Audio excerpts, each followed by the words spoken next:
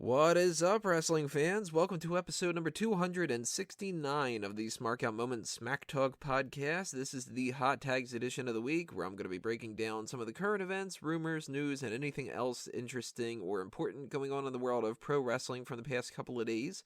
As always, I am your host, Tony Mango, and I'm going to do this one solo this week because I want to kind of knock this out of the way. We got a couple more things we're going to take care of tomorrow, so I'm going to give everybody else a little bit of time off because we got to do our NXT predictions and our Royal Rumble predictions. That's going to be quite a bit. So I'm going to do this Hot Tags by myself. Going to be doing the Ask Him in a few minutes as well. And that'll be coming up a little bit earlier than normal because we do have to take care of those other things. So probably Wednesday morning or so. But before we get into that kind of stuff, let's get into the Hot Tags. And actually, before we get into some of the other Hot Tags, I'm going to start things off with a little bone to pick with WWE. See, Kaylin and Angie went to this episode of SmackDown and 205 Live, and they brought a Smark Out Moment sign, which you can see on your screen now if you're checking out the YouTube video version. They're going to have a picture of that up. And then the sign got confiscated. The fuck? It says Smark Out Moment on it. That's it. So I don't know if that's a means where they know that this is a website and they didn't want that to be promoted, which if that's the case, I'm on your radar. And that's awesome. But if it's not the case and they just don't like the word Smark being out there, they're kind of jerks. Well, they're kind of jerks anyway, because it's like, well, who fucking cares if you're promoting Smark Out Moment on WWE? You know what I mean? You make a hell of a lot more money than I do. It's not like I'm taking anything away from you guys. So I thought, first off, it was interesting that we could get them on camera. Shout out, of course, to Kaylin and Angie for putting that sign up to begin with. And according to him, he said that the guy came over and just gave him a head shake like, nah, dude, and took the sign and then said sorry. I'm going to get his opinions about this the next time that he's on, probably tomorrow with those the Royal Rumble predictions and stuff. So we're going to talk about that for a minute there. But I wanted to start things off like that just because, hey, I mean, it's Smark Out Moment on TV, two Smark Out Moment members on TV. Pretty interesting, I think, at the very least. So fuck you, WWE, for taking that sign away, goddammit. It was a nice looking sign, too. Big, bright, bold, colorful, you know. Alright, well, let's get into the other hot tags. First things first, the one that's the thumbnail of this video. They have been saying that there are going to be new title designs for the Intercontinental and United States Championship belts coming soon. And we touched on this on, I think, the last recording that we were doing, just momentarily, about how we pretty much don't want them to have designs that are changing, although some of us a little bit more so than others. I don't want them to change them pretty much at all. Some other people on this team are kind of okay with it, a little bit like, meh, who cares, that kind of a thing. But if you can see in the thumbnail, I tried to manipulate it in what I assume is what they're going to be doing, where they're just going to be changing the straps themselves and not the plates, because they didn't change the tag titles when they did this whole thing. I mean, we got red strap for the Raw and blue strap for the SmackDown, and they made them all the silver, the platinum type, but they didn't change the actual design. So I'm hoping that at the very least with the Intercontinental Championship that they'll keep that plaque design going. And the United States, they can change that up a little bit as long as they make it better and not worse. Then I'm okay with that, because that design, I like it, but it's not like, it's not the Intercontinental. The Intercontinental to me is like, that has to stay that way. That is the best title design. That's the only time that they've ever gone back to a previous design ever. The WWE Championship has changed, and it never went back to the winged title. The United States never went back to the other one. The tag titles never went back. Well, they kind of did a little bit with the SmackDown tag titles back in the day. Was it the World or was it WWE? I can't remember. Those titles did sort of look like the old tag titles, but we're mincing words here. But essentially, what I would be okay with, looking at this design that's on the thumbnail, the United States one doesn't look too bad with that red strap. I don't like the SmackDown, though. I still want that to just be a black title. I think that the women's titles can be the white ones to stand out a little bit, and then they can use, I mean, they're probably not, because they'll probably take the world title on SmackDown. They'll probably give that a blue strap, and that'll look ugly. But that's a possibility. They have not said when they're going to be doing that. And it's not 100% confirmed either. I mean, they could change their minds. But typically when we hear about a new design coming up, we end up getting it. So I'm assuming that we're going to be getting that probably in time for WrestleMania. Maybe a little bit afterwards, sort of depends. But I'm assuming beforehand. I wouldn't be shocked if they bring that Intercontinental title and United States title with maybe Fastlane and Elimination Chamber. I don't think that they're going to debut it at the Royal Rumble, but they could do it then too. I mean, I don't know. Right now, we don't have an Intercontinental title match or a United States title match for the Royal Rumble, so they might just hold off. They might debut it the Raw after the Royal Rumble. I don't know. Whenever they do, though, we'll be giving our our thoughts on what the designs end up looking like, because they could tweak it a little bit here and there. Who knows? But for now, it's making me a little bit nervous that they're going to end up taking this in the wrong direction and it's not going to be as good. So, I'm not really that optimistic about it. But it could be worse, could be better. Who knows? We'll have to figure it out when they end up showing us what the actual final designs are. But let's talk about the Hall of Fame. Sabu was recently interviewed, and he started talking shit about the Hall of Fame, saying it's fake, it's only for Vince's guys, only the people who drew money. Well, no shit, dude. It's the WWE Hall of Fame, not the Pro Wrestling Hall of Fame. It's gonna be for the WWE guys, and they take people that weren't in WWE and making a big career in WWE, and they put them in there too. I mean, there's NWA guys, there's people who were predominantly just in WCW, which doesn't really count 100%. And when it comes to it being fake, pro wrestling is fake, dude. You were in a fucking company.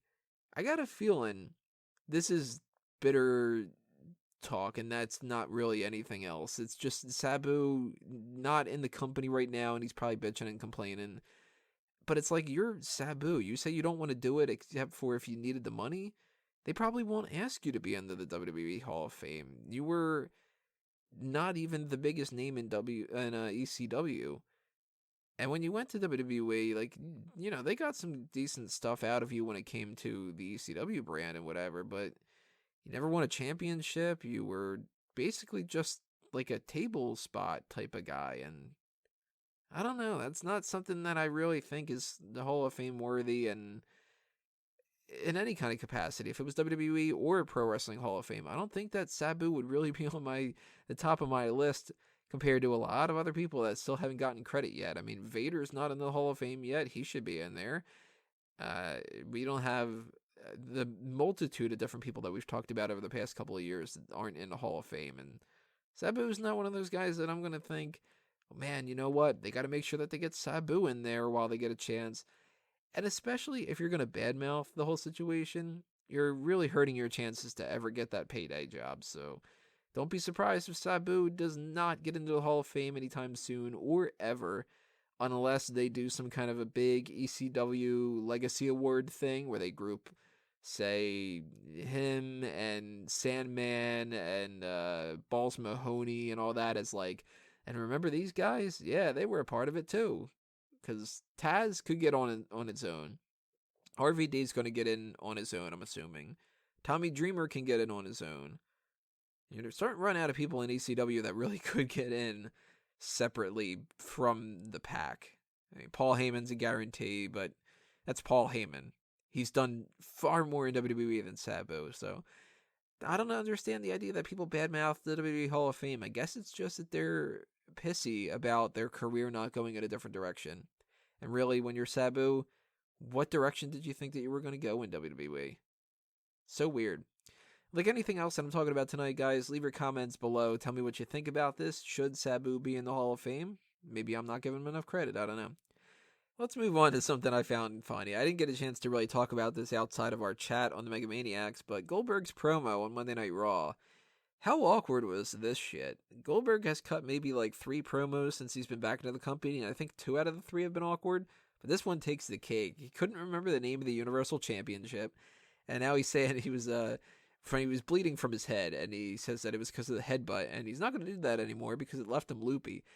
If you damn near gave yourself a concussion with that headbutt, yeah, don't do that anymore. You're not going to be able to wrestle your matches coming up soon. This was just such a fiasco. It's the end of the night, and you've just got him come out, bleeding on the top of his head, and he's just sort of like, man, that title, you guys are fucking me up, yeah, It was like, what the fuck is this guy doing? I thought that this was hilarious. This is going to go on my potential botch of the year categories. I don't know what's going on with Goldberg, but man, if this is the stuff that we can get, I kind of equally don't want to see him stick around for a while, and I also do because this is hilarious. So, if he is going to continue to do this headbutt, he should probably not do it as hard. Maybe they should check him for some kind of concussion test or so. We got a couple other little things here. This is a slow week for the most part with the news and stuff, which probably means that over the next day or so, we're going to get some kind of big news and then, whatever. But if you are interested in Lana's YouTube channel at CJ Perry Dances, she says she's going to do more for that. So, yay, I guess. I don't know. She's got like 4 videos up on there right now. Never checked out any of them, but I think one of them's a commercial that she did for like Tap Out or whatever, and maybe a clip from Total Divas. I have really no interest in it, but if you are, that's news, I guess. So there you go. Now you got your little bit of news. Netflix has acquired the rights to a documentary about the Hulk Hogan trial. It's called Nobody Speak, Hulk Hogan, Gawker and Trials of a Free Press. So that is something that I actually might be interested in checking out when it comes out. I don't know exactly when the release date is going to be, and it's probably not going to be for a while because they still are probably in the middle of making it, but if that shines a light in a positive way on Hulk Hogan, that could be the impetus to get him back into the company. If it shows a negative light on him, though, that's going to be something that really hinders it quite a bit. Now, we've heard rumblings for a while now that he was going to come back into WWE, but we still haven't really seen too many indications that that's the case. They use his name a little bit more now, but then they got that guy who was in the front row dressed up as Hogan, made him move his seat. Maybe he was also carrying a Smark Out Moment sign. I don't know. It's apparently really offensive nowadays. But this could be a deal breaker when it comes to that. So if it's on the side of Hulk Hogan and it's talking about how Gawker was invading his privacy and it was an issue like that and that he never should have been outed in any capacity, that could be something that WWE capitalizes on. Then they bring Hulk Hogan back into the fold. But man, if that's going to be one of those things where it's fair is fair, here's the situation, we're going to show you part of that, and it's going to be about his how he got fired from WWE because of the racism and everything like that, WWE is going to stay as far away from that as possible because they don't want to have any of that news negatively affecting WWE. And it probably will be that case. I could see them waiting quite a while until they bring him back. But they might bring him back just a little bit here and there. Just one off segment for, say, WrestleMania, or if they need to do something for like the 4th of July and he comes out with something or whatever like that. I don't know. But I think more so than anything, this could be a negative for Hulk Hogan. So when that does come out, I will be checking it out. I will do a review about it, whatever ends up being the case. There's talk that Ric Flair might be having a statue created for his honor. It's going to be unveiled most likely at WrestleMania Axxess, and it's going to be kind of like the Ultimate Warrior one that they have, the Andre the Giant one that they have too. So that's kind of cool. I mean, Ric Flair is one of those figurehead Mount Rushmore types when it comes to the anti-Sabus, I guess you could say, of pro wrestling history. It makes sense for Ric Flair to end up having that. Dusty Rhodes has his for the tournament and his contributions to everything with NXT and everything else going forward, WCW, WBA in the past, etc. Ric Flair, very deserving of this kind of award. I'm assuming that they're going to be putting it at the Performance Center, and I'm assuming that it's going to look creepy as hell because all of them look creepy, but it's really cool to see that he's going to get an honor like that, so that's another thumbs up. Not really too much to talk about with that, just, hey, it's another kind of cool thing that's happening right now. Got some sad news as my last topic when it comes to the hot tags outside of a couple little notes that I have. Alexa Bliss is apparently engaged. Buddy Murphy must have popped the question. She said yes, because she doesn't know that I'm out there. So, man, that's disappointing, isn't it? But congrats to the couple. As much as it should totally be me, I obviously wish them the best and everything, but we have 2 other things that I wanted to mention here, and that is about the 2017 Royal Rumble Predictions Contest and a different tournament that we're going to be doing. If you are not following the Mega Maniacs group on Facebook, you might not be aware of this, but I decided that what we're going to be doing this time around for the Predictions Contest is not doing it on the podcast. It takes too much time.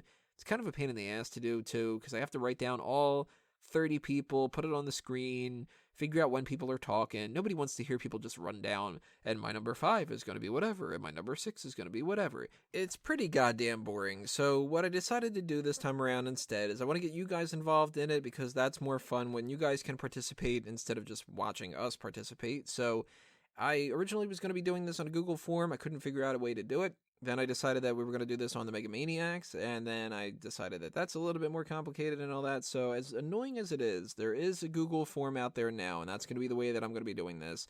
It's a kind of a bitch to fill out, because it's each individual thing is a different question, and you got to type it out and do things individually instead of doing like a list or whatever like that. But it'll be a little bit easier for me to kind of keep track of. And there's no means for me to do this like in a better way. If I figure out a better way, then I'll do that in the future. But right now, there is a link below on the YouTube description, and that is where you're going to find the Google form. I'm going to post that on the Mega Maniacs group as well for anybody who is interested in that, and to kind of keep them in the loop. But it's only for bragging rights. There's nothing on the line for the contest. It's not like that contest that we have going on for the Funko Pop. That's going to be ending over the next couple of weeks, though, so make sure that you get involved in that if you haven't already. And the Star Wars one's going to be ending in like a couple days, so you really have only a few more days left for entrance when it comes to that.